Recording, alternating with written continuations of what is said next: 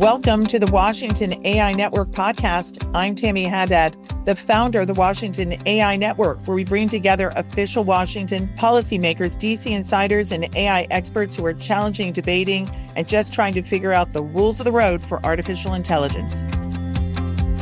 Joining me on today's podcast is Kent Walker, the president of global affairs for Alphabet and Google.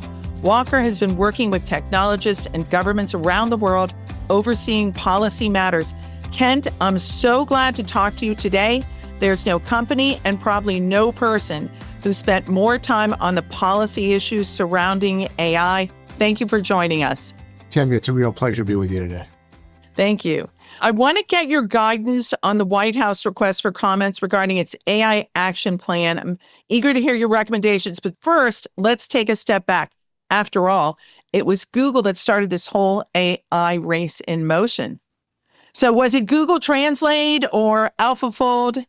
Take us back because you were right there through all of it. Yeah, it's been fascinating. People don't realize they've been using AI for 15 years. If they've been using Google Search or Maps or Translate or even Gmail, you've been benefiting from AI. It's just that it was making things better behind the curtain, and now it's stepped out into the main stage. And so in 2016, I think, we said we were going to be an AI-first company. We started putting out papers that laid the groundwork for a lot of this generative AI work that you're seeing now. And that transformation has been fascinating. We are really seeing now breakthroughs in science that are astonishing. People forget AI is not just a scientific breakthrough, it's a breakthrough in how we make breakthroughs. So it's easy to get focused on the chatbot side of this. Chatbots are 5% of the potential of AI. As we go through and we see things like AlphaFold, which is this remarkable breakthrough in medical science. Can you drill down on AlphaFold? Because I think it's the lead in saving lives. In fact, I just talked to Senator Rounds, and he thinks that cancer will be gone in 5 years because of AlphaFold. We're laying the foundations for those kinds of incredible breakthroughs. So let me take you back. Maybe 20, 25 years ago, we sequenced human DNA, and that was great. But just knowing the sequence of the letters didn't lead to breakthroughs in coming up with new kinds of medicine, because you had to know how those individual proteins folded. Different vaccines would work with different viruses and the like. And folding those proteins turned out to be a huge task. There are 200 million human proteins out there in your body. And each one of those proteins would take a biology PhD student a full thesis, 3 or 4 years, just to fold one protein.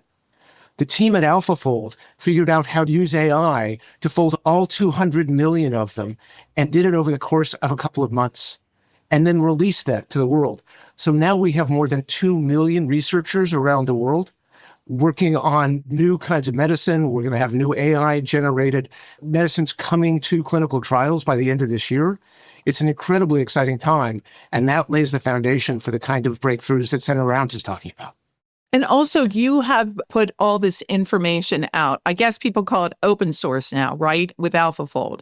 Yeah, so we have published a lot of the work we are doing here and continue to try and share information. We want to do it carefully. We want to do it responsibly, because the same things that can be used for these kinds of technologies also could be abused. So we consulted with bioethicists and researchers before we actually went down the path here. But so far, the results have been remarkable.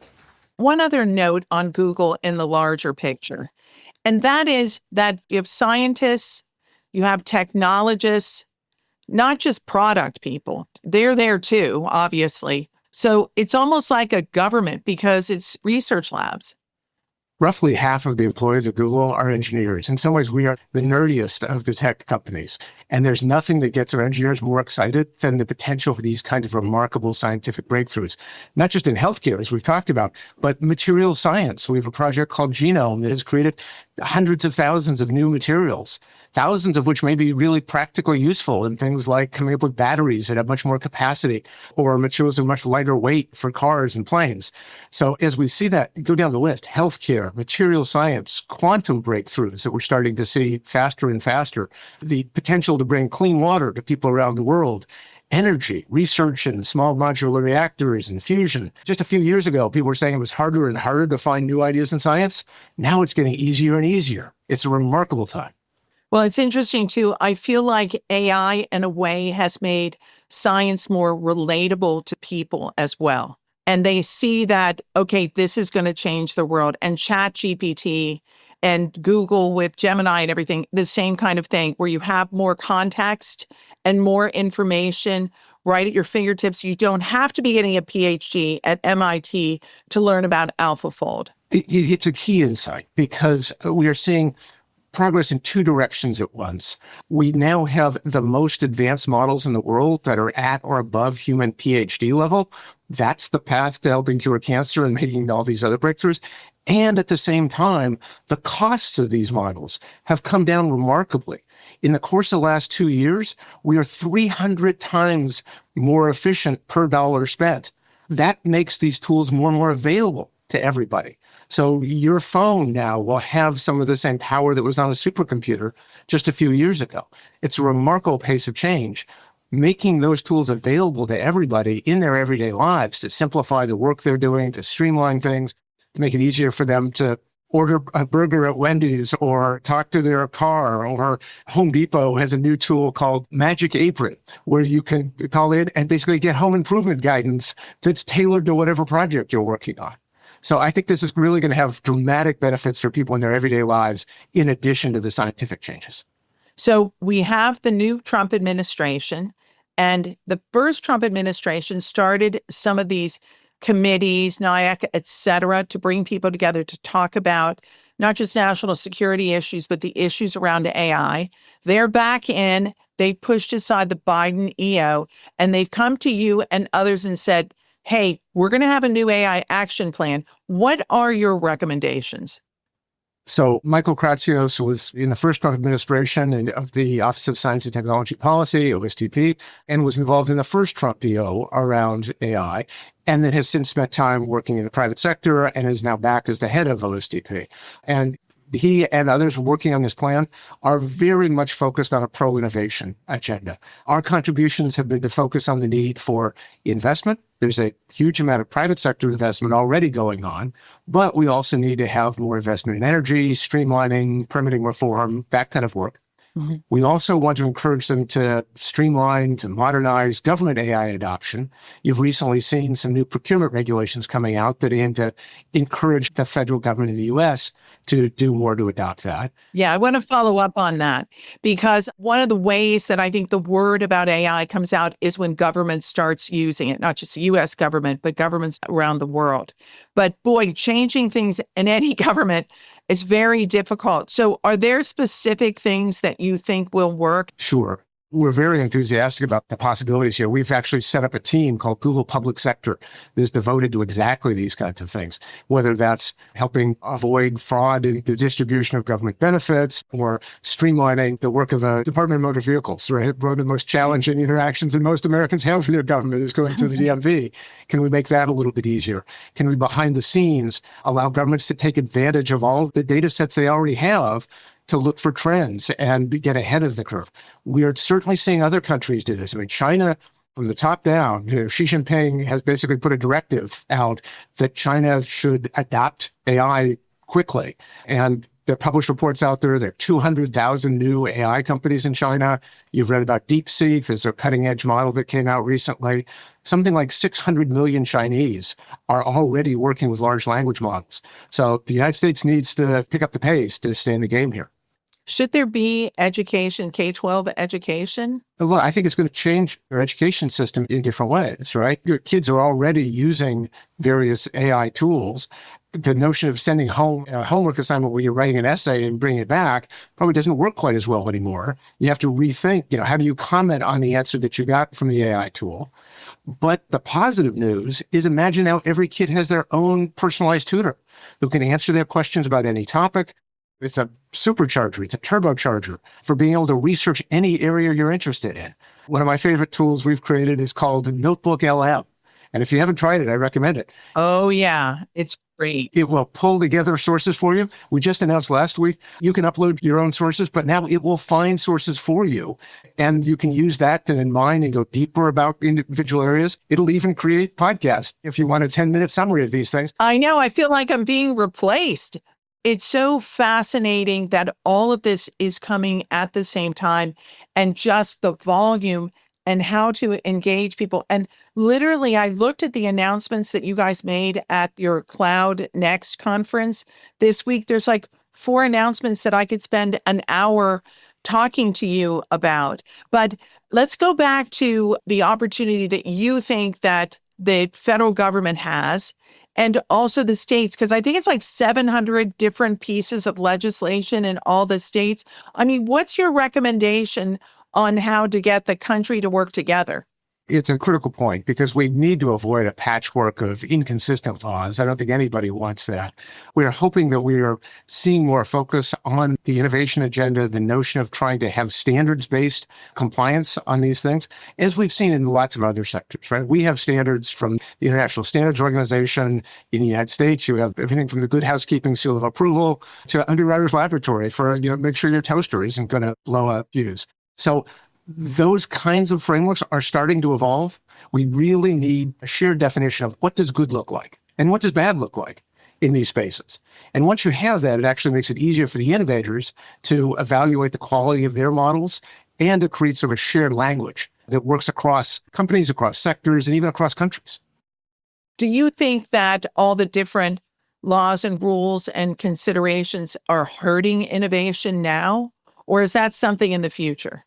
We're watching initiatives like the European AI Act and the Code of Practice carefully. There are a number of different countries that are looking at different aspects of this. And as you say, there are lots of different state laws out there. Our job is to really advocate for consistency and alignment. There is a role for regulation with regard to national security issues and transparency. We recently endorsed the No Fakes Act in Washington to avoid misleading representation of things that are taking people's likenesses and passing them off, but doing that in a balanced way so it respects the rights of individual creators, but also the needs of platforms and the need for this technology to keep developing in ways that are helpful for everybody. Don't you feel like universal standards, though, are going to be basic if you want the startups to have an equal opportunity?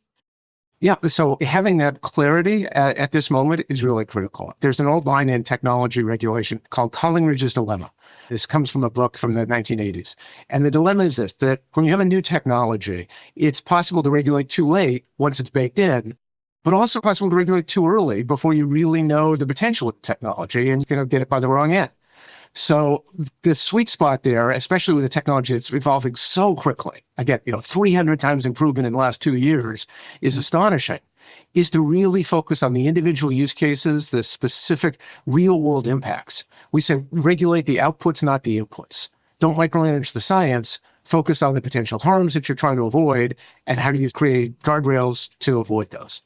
Okay, DeepSeek, it hit like a rocket all around the world. Were you surprised by that?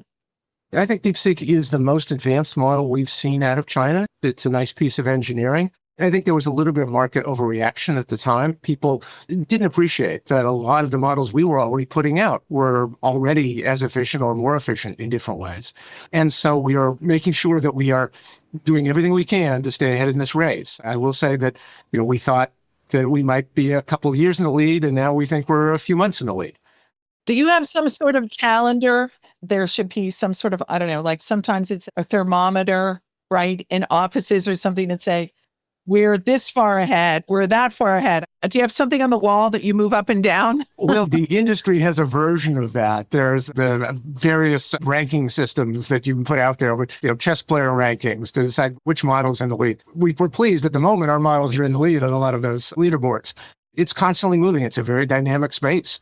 And you've seen so many different breakthroughs, not just more compute, but things like agentic reasoning, chain of thought reasoning, mixtures of experts, multimodality, meaning having audio and video as well as text all coming together, long context where you can actually upload huge amounts of information, something like the entire Harry Potter series, and then ask any question about something that happened anywhere in those books. So imagine that, but now for the U.S. tax code or for all of your retail records to understand where people are buying which kinds of goods and services. So the tools are becoming really much more powerful.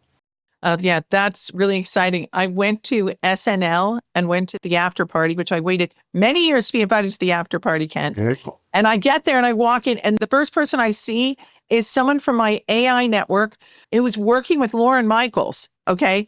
And creating avatars. So it made me think, wait, are there going to be comedians? And, I worked on Veep and other shows, and that comedy writers tell me that AI can't make you funny. I guess we'll find out about that. But the idea that you could have an avatar for your CEO, I mean, you're right when you talk about a professor or a tutor, but the kind of communication that you could accomplish more quickly when it's just avatars. Our YouTube team is already working with lots of artists and creators who are going back to their own material and using it as a creative tool to come up with new songs, new riffs on the work they've done. It's really an exciting time to be a creator using these new tools. It's like when electronic music first came out, the new sounds, the new creativity is really exciting to see.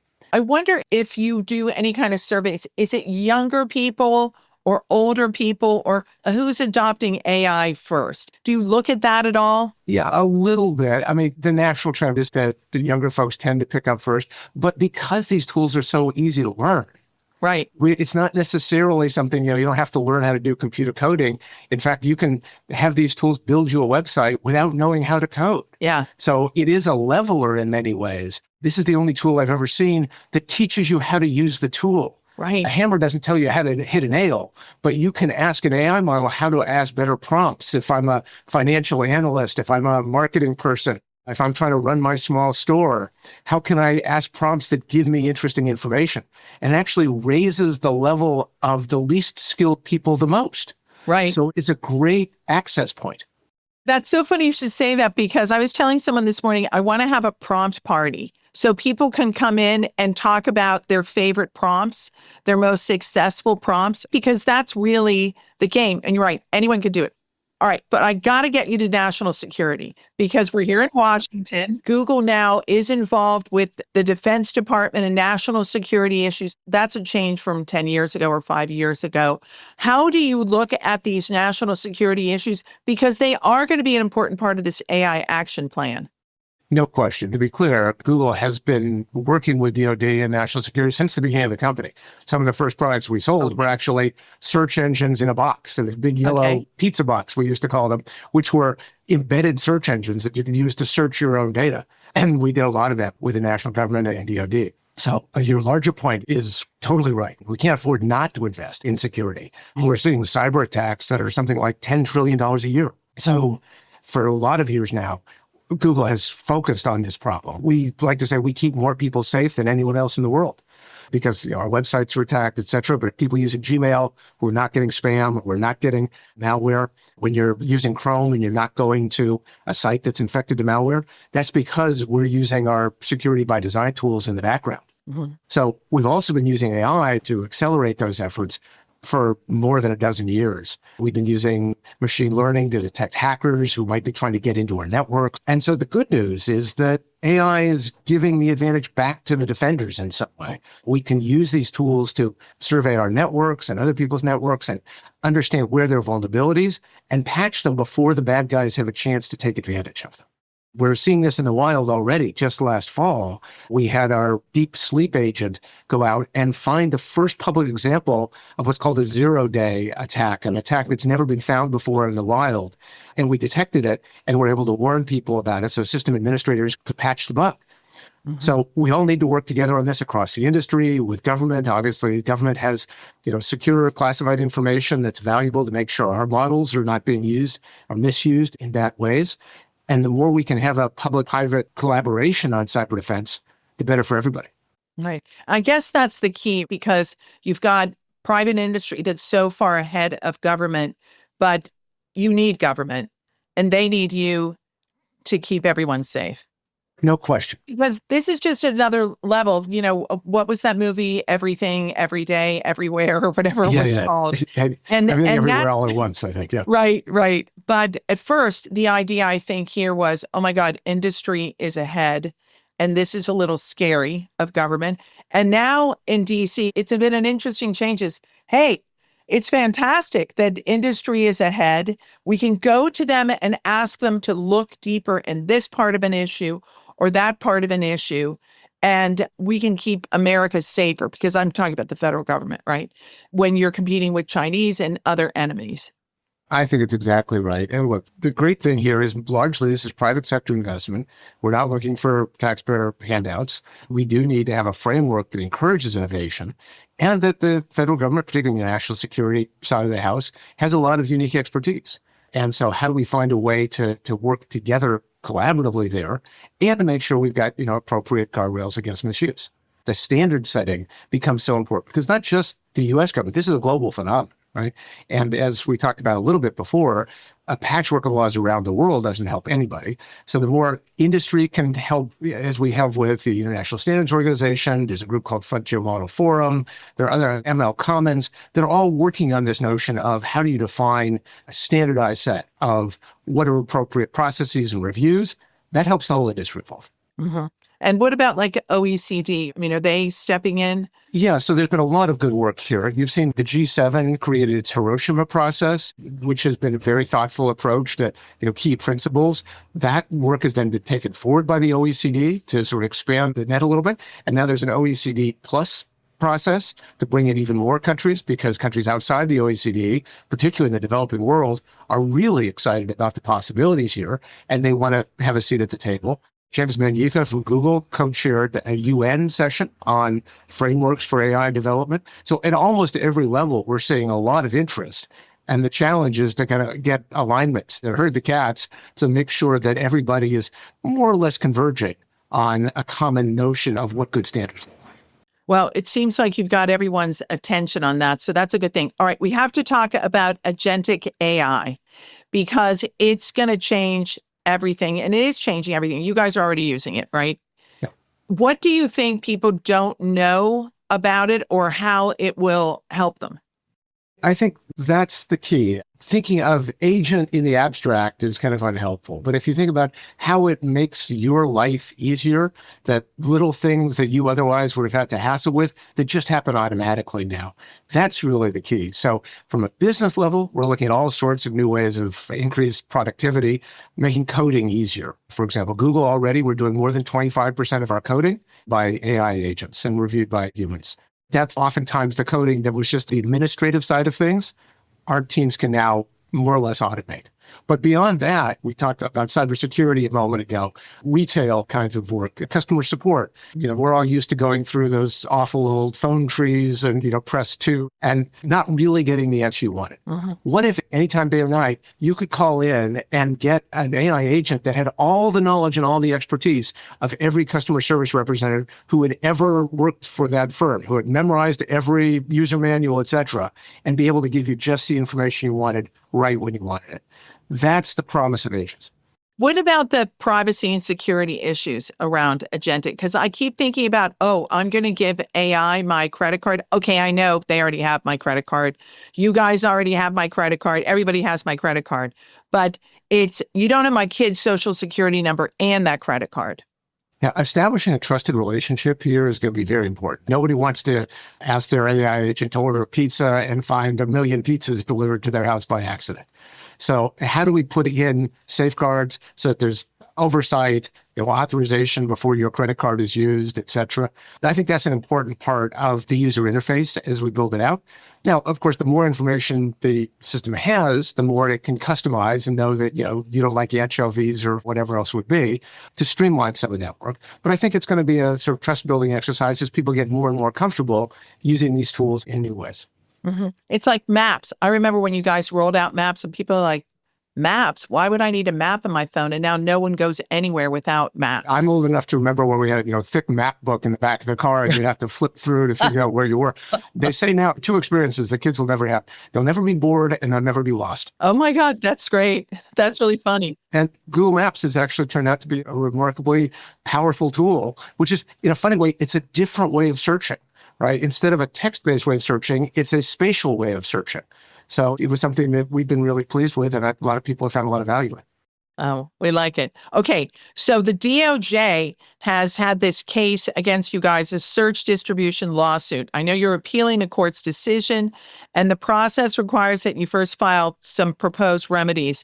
What have you proposed, and do you worry about having to split Chrome off from the company? And all my information's on Google Docs, so this is a personal issue for me. So look, we very much want to keep your information safe and secure. And we think that having the ability to have security learnings across our services has been great for the people who use our services. So splitting off parts of the company doesn't really relate to any of the allegations in the core case. So we don't think it makes sense. We don't think the court will go there. And look, we do believe that, generally speaking, it's a good thing for Google to be able to make our services as broadly available to people as possible, including having partnerships with companies like Mozilla or Apple or Samsung to make Google tools and services easily accessible.